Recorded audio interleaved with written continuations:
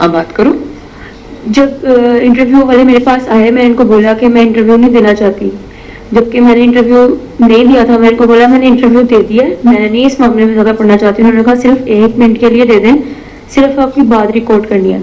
हमारे पीछे एक कैंपस 10 की टीचर थी, उन्होंने बोला अगर आप प्रोटेस्ट के लिए आए हैं तो आप लड़े भी, तो हम आपको बचा लेंगे, कुछ भी नहीं होगा ऐसा वैसा। अब वो न्यूज़ एंकर के साथ खड़ी हो गई, न्यूज़ एंकर ने हमें एक स्क्रिप्ट दे दी कि आपने ऐसे ऐसे बोलना है, और इन पे बोल दिया कि सीएम पंजाब को आप बोले कि हमें इंसाफ चाहिए, अदरवाइज आपको इंसाफ नहीं मिलेगा, आपको बोलना पड़ेगा अपने हक के लिए।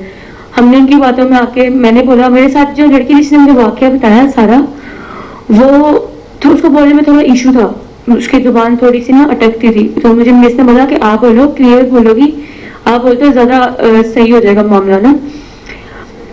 मिस के डर से मैंने बोल दिया कि मिस हमारे साथ हैं तो कोई मसला नहीं होगा।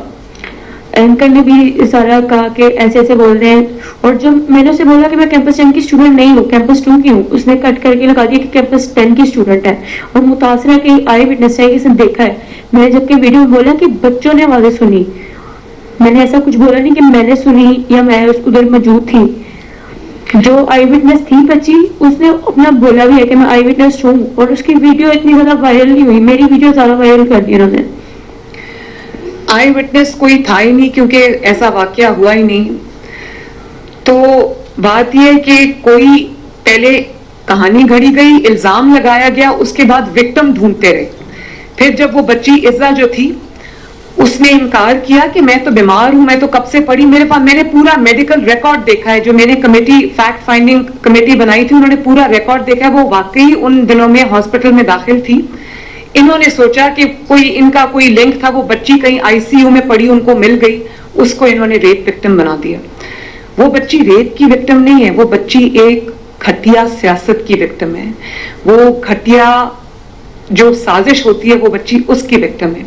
और उसकी माँ ने जब मुझे कहा कि मेरी 5 बेटियां इंक्लूडिंग इज़्ज़ा, तो उससे मेरी बच्चियों की अब शादियां, कि मैं आज हालांकि उसके वालिद ने और उसके चचा ने वीडियो पे बयान दिया था कि हमारी बच्ची के साथ कुछ नहीं हुआ, खुदारा हमें इस चीज से निकाला जाए, तो मैं आज उस फैमिली के लिए भी बात करने आई हूं कि वो बेटियां भी सबकी सांझी होती हैं, माएँ भी सबकी सांझी होती हैं, बहनें भी सबकी सांझी होती हैं।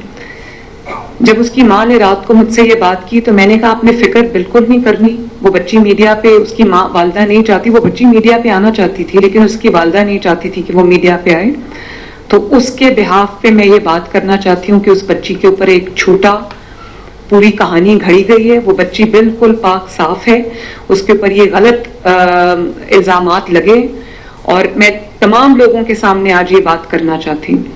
और उसके बाद जो सोशल मीडिया पे तूफान उठाया गया, एक बच्चा था, लड़का है, उसकी वीडियो थी जिसको 3.5 मिलियन व्यूज मिले, और उसमें उसने कहा कि वो बच्ची जिसके साथ रेप हुआ था वो बच्ची वफात पा गई है, झूठ बोला। और आज जब मैं आपको दिखाना चाहती हूँ, आज उसकी वीडियो आई है और वो कह रहा है कि ये तो गलत बात है, ये तो होना ही नहीं चाहिए था, ये किसने ये किया है। आप जरा देखिए और आप मुझे बताएं कि ये क्या, ये दूसरा वाला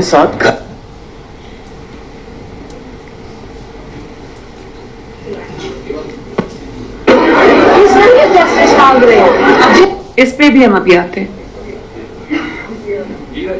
मेरा भी ख्याल कि इनके ऊपर कोई एतबार हो। अस्सलाम वालेकुम नाज़रीन, बड़ी ही अफसोसनाक खबर है, तकलीफ दे खबर है कि वो जो पीजीसी कॉलेज लाहौर की लड़की के बारे में कल मैंने वीडियो बनाई कि उसका रेप हुआ है, वो आईसीयू में दाखिल है, उसकी फैमिली को हरासा किया जा रहा है, कॉलेज वाले मामले को दबाने की कोशिश कर रहे हैं क्योंकि वो किसी बड़ी शख्सियत का कॉलेज है। आज रात को मुझे खबर आई कि जनाब वो लड़की की डेथ हो गई है, उसकी मौत वाक़या हो गई है। लाहौर में क्या हो रहा है, पाकिस्तान में क्या हो रहा है, इंसाफ कहाँ मिलेगा, इंसाफ के साथ भी खिलवाड़ हो रहा है, ये बहुत बड़ा तमाशा। और ये बात छोटी बात नहीं है, जो भी वहां पर लड़कियां पढ़ती हैं, दूसरे कॉलेज में खवातीन बच्चियां पढ़ती हैं, उनके पेरेंट्स के अंदर खौफ। अब जो जब इनको पता चल गया कि क्रैकडाउन शुरू हो गया तो आपका स्टेटमेंट सुने आप। नाज़रीन, आज पुलिस की जानिब से लाहौर में एक बयान सामने आया है कि कोई ऐसा वाकया ही नहीं है।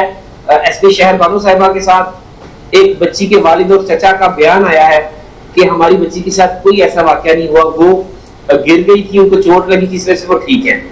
फिर जैसा कि एसपी शहर बानो साहिबा ने बताया कि कोई भी ना तो हॉस्पिटल में ऐसा केस नजर आया किसी भी हॉस्पिटल में, और ना ही कोई ऐसी बच्ची मिली कि जिसके साथ ऐसा मैटर हुआ है। तो जब कोई ऐसा मैटर हुआ ही नहीं है तो ये इतना बड़ा शोर और वावेला क्यों मचाया गया कॉलेज में? क्यों बच्चों ने, मुझे भी हजारों लोगों ने, सैकड़ों बच्चियों ने। पुलिस ये चाहती थी कि जो बच्ची जिसपे ये पूरी जिसके ऊपर कहानी गढ़ी गई वो मुद्दई बने। मैं ये समझती हूँ कि इसमें मुद्दई जो है वो पंजाब हुकूमत को बनना चाहिए, क्योंकि ये एक बच्ची का केस नहीं है, ये सैकड़ों बच्चियों का, लड़कियों का, स्टूडेंट्स का केस है।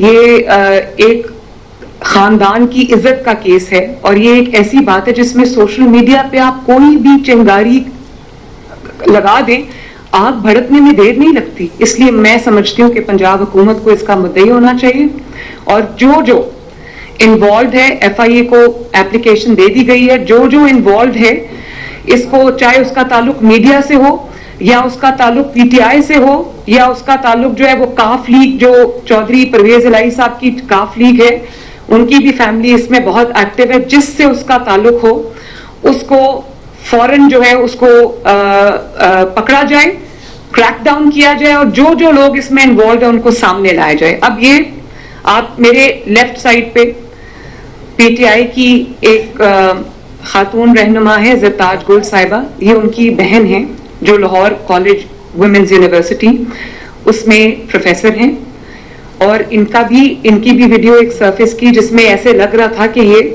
बच्चों को इंस्टिगेट कर रही हैं और कह रही हैं कि आपको इंसाफ नहीं मिलेगा, आपको यहाँ पर किसको ये बात बताने आए हो।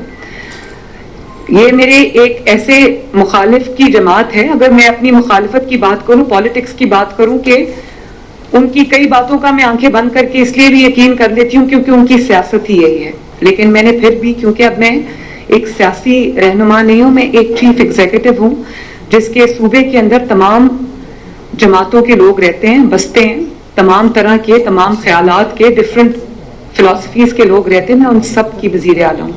मैंने इनको बुला के खुद सुना, इसलिए कि इनको भी मौका देना चाहिए कि अपनी वजाहत करें, और ये ना हो कि मेरी तरफ से, मेरी टीम की तरफ से किसी से नाइंसाफी हो। जब मैंने इनसे बात की तो इन्होंने मुझे ये बताया, और फिर मैंने वीडियो को कोरॉबरेट किया, इन्होंने मुझे ये बताया कि बच्चे आए, मुश्तिल होकर आए, और उन्होंने, जब मैंने उनसे पूछा कि इशू क्या है तो उनको इशू का नहीं पता था।